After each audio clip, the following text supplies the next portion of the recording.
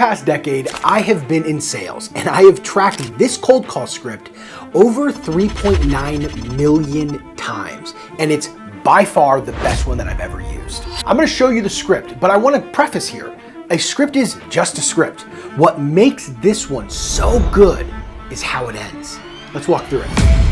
Let's start with the introduction. Now, there's a lot of opinions on how you should start a cold call. Let me show you what I've seen to work over 3.9 million cold calls. There are two types of cold call introductions. There's a standard introduction where you just jump right into it. It might sound like this. Hey, this is Kyle calling from Force. We help B2B SaaS and service companies build a repeatable sales process. Can you share with me a bit about what your sales team looks like today? So as you can see with the standard introduction, we're just jumping right into it. And I used to be a big believer in the standard introduction. What I transitioned to about maybe 6 years ago is what is called the permission-based introduction. And all of the data that I've collected shows that it's a lot more effective. And it sounds like this. I'm not sure if we could help each other, but I thought it was worth a quick call. Do you mind if I ask you a couple questions and let you decide if we should chat? So let me put this together in an actual intro for you so you see what the format would look like. Hey, this is Kyle from Force. How's it going? They say, good. That's great to hear. The purpose of my call is we help B2B software and service companies build a repeatable sales process.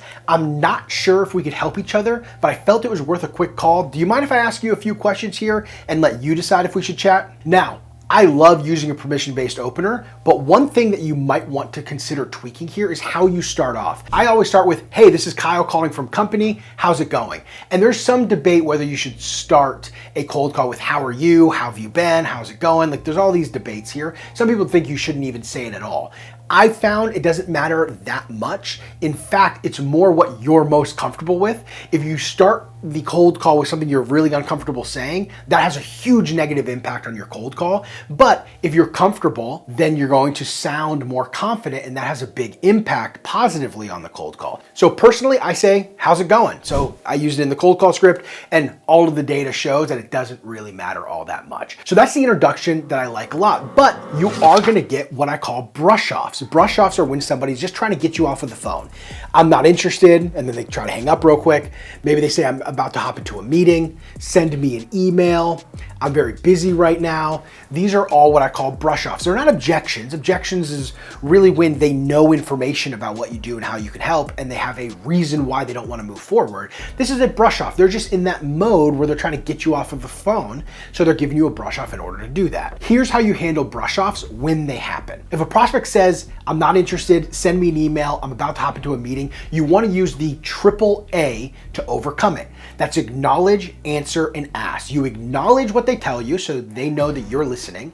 You answer their underlying concern, and then you ask them a follow-up question to regain control of the conversation and try to move us into a deeper conversation. So this is what it might sound like. Do you mind if I ask you a couple of questions and let you decide if we should chat? You know, I'm about to hop into a meeting right now, so I don't really have the time. Hey, I totally get it. I called you out of the blue here. The last thing I want to do is waste a whole bunch of your time. Before I let you go here, typically when I talk to CEOs, they tell me they struggle with one or two things. So what did I do? I started with acknowledging them. Hey, I totally get it. I called you out of the blue here. Then I answered their underlying concern. Now what that does is it sets up that I'm going to let them go, so they're more likely to listen to the next part here. And then I went to the ask, where I asked them a question. Now, what question do you ask? That brings us to the next part of the cold call script called the golden question. The golden question really is giving the prospect two options of challenges or struggles that may be resonating with them that they can select, which allows us to go down a conversation track that actually resonates with the person. Here's what it sounds like. I speak with a lot of CEOs and they're typically struggling with one of two things. One, they're not generating enough appointments for the sales team, or two, they are generating enough appointments, but the sales team is struggling closing those deals. I'm curious, which one of those resonates with you most? So what you want to do when constructing your golden question is think about what are the two main challenges that my prospect has and provide those as the two options of things that resonate with them. Because if it resonates with them and you have a solution to solve that problem, you know the conversation is going to be relevant and you're more likely to book a meeting. The goal here is to really have a 50-50, where half of the time the prospect picks struggle one and the other half of the time the prospect picks struggle two. But at the bare minimum, you want at least one of them to be the dominant one. If they're not picking either of them, then it's probably because those two struggles don't actually resonate with your market, so you want to tweak them until they do. So why does this work so well? Well, because it makes it very simple for the prospect. Here's one thing you need to realize. When you're cold calling someone, the person you're cold calling doesn't cold call. They have no idea how to run a cold call. So you need to make it very easy for them to be able to make decisions and have a conversation with you and not go super broad or hope that they drive some of that conversation. You need to be in control. And by giving them the option, you give them the illusion of control while still giving them the guide rails they need to have a natural feeling back and forth conversation. Which leads me to the next part here, which is the conversation. This is actually the you speaking to them part of the whole thing. And you need to get very good at this. And I don't script this word for word. In fact, I like to leave it a bit open and allow you as somebody cold calling to really dive in and understand the problem that the prospect is having. Now, I'm gonna take a quick step back here and share with you my philosophy. I believe that when we're cold calling, we are looking to identify a problem we can solve and then offer them a solution that's positioned based on the context of the conversation as a real solution to their problem. It's a customized approach.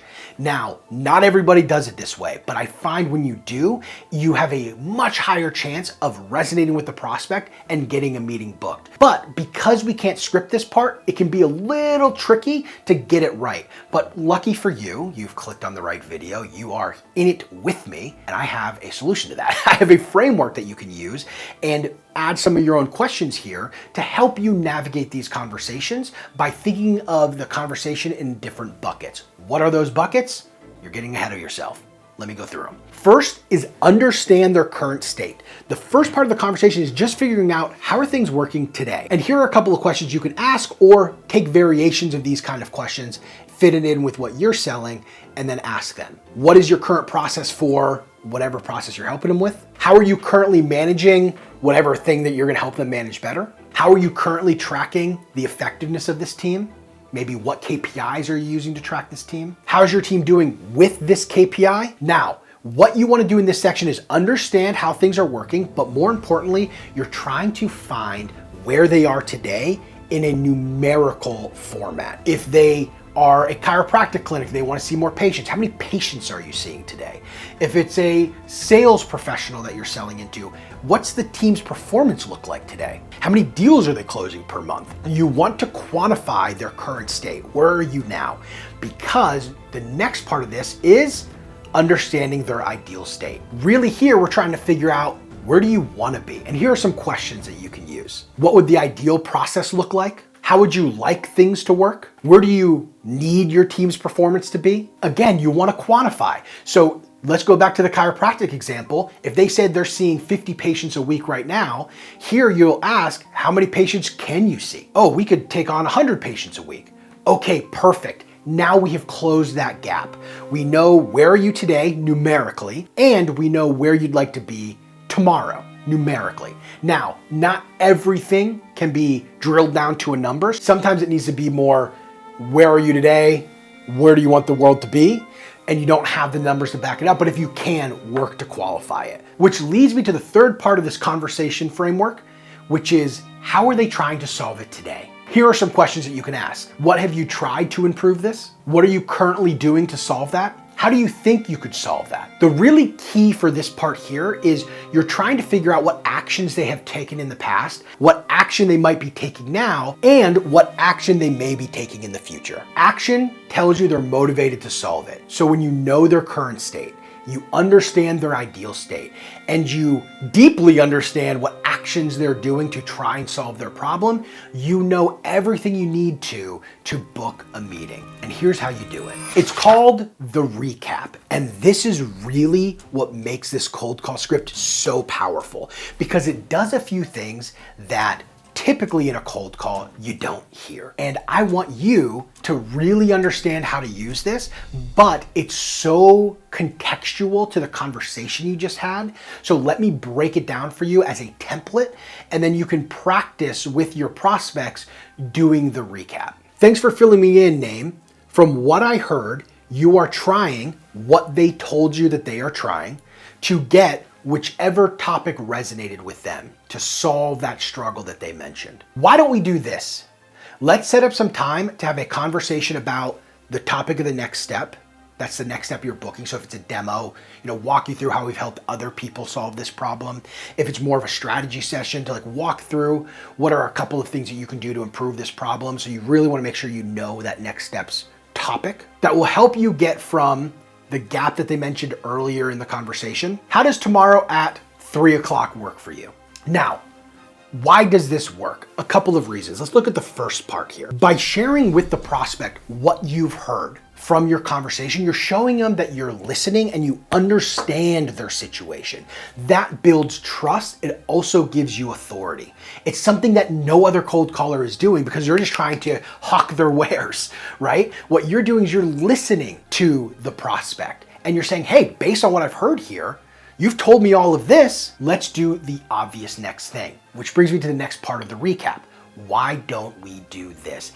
This line is so powerful because you're softening the ask. Why don't we do this? It's very soft. And what it does is it makes the prospect feel very comfortable that because of what you've heard, you think a reasonable next step would be this thing. And because you're making it so soft and warm and inviting, it makes them more likely to want to come on that journey with you. Then you explain what we're going to be doing. So why don't we do this? Let's set aside some time to walk you through how we've helped other people solve that problem, or have a strategy session where we're going to identify a couple of levers that you can pull today to improve your performance and help you get from where you are to where you want to be, right? That gap, you're highlighting that gap again because that's their pain point. That's what they want to solve. So I heard what you told me. I feel the natural next step to help you solve your problem and get from where you are to where you want to be is this. So you've done all of the work, but you don't want to be too passive.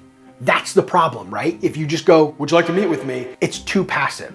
So instead, you take a very aggressive tactic, which is you give them a time and you say, how does tomorrow 3 o'clock work for you? And by giving them a time, you make it very easy for them to say yes or no. And by booking the meeting so close to when the cold call was, they're way more likely to show up. So let me package this one more time for you so you fully understand the power of the recap. You start off by saying, I've heard this stuff from you, so I understand your situation. Why don't we do this? Very important line to soften everything and make it a very natural next step to do. So now the prospect's going along the journey with you. Let's walk you through whatever the topic of the next step is to help you get from where you are to where you want to go, and then give them a time. The assumptive ask. By packaging it together like that, you create a great experience for the prospect that dramatically increases their chances of booking a meeting with you because they feel like you actually listen to them and you're making this recommendation based on what you've heard. That's the script, but there's something else going on during a cold call that you need to be aware of if you want to use the script properly. And really what it is are the 4 phases of a cold call that your prospect is going through. If you don't understand these phases, it can be very difficult for you to navigate a cold call because you might be at a different part of the script and your prospect isn't fully bought in yet. Let me explain what I mean here. There are 4 phases of the cold call. The first one is go away. This is the phase where the prospect's like, hey, I don't want to be on the call with you. Go away. And if the prospect is in this stage and you try to book a meeting, what's going to happen? They're just going to say no, or they'll say yes and not show up to it. They just want to get you off of the call. So in the beginning of the cold call, your objective isn't to get a meeting. Your objective is to get them from go away to the next stage, which is I'll talk. Once the prospect is in the I'll talk phase, you have more room for error because you can ask questions and they're going to answer those questions. If you're in the I'll talk phase, you've done a lot of the really hard work when it comes to the actual cold call, but you can't just book a meeting in the I'll talk phase because they're not really interested yet. They're just willing to have a conversation with you. Your goal in this phase is to get them to I'm interested. And you know how you know when you've done that? They start asking you what I call buying signals. These are questions about your product or service that they can use to start making a buying decision. But stop right there. This is where everyone gets hung up because, oh, we're being asked questions now. There's some interest now. We get happy ears and we start over talking and we tell them all about the product or service. The issue is you don't want the prospect to make a buying decision before going on a sales call or going on a demo. It's too premature. So if you answer all of their questions, then you satisfy their curiosity, which is what you need to actually book a meeting. So when someone's in, I'm interested, you're not trying to book a meeting. You're not trying to satisfy that interest. That's the mistake everyone makes. Instead, what you are doing is you're trying to get them to, I'll meet. By leveraging the curiosity you've built based on their interest, you are going to propose the meeting, and that's how you actually get it.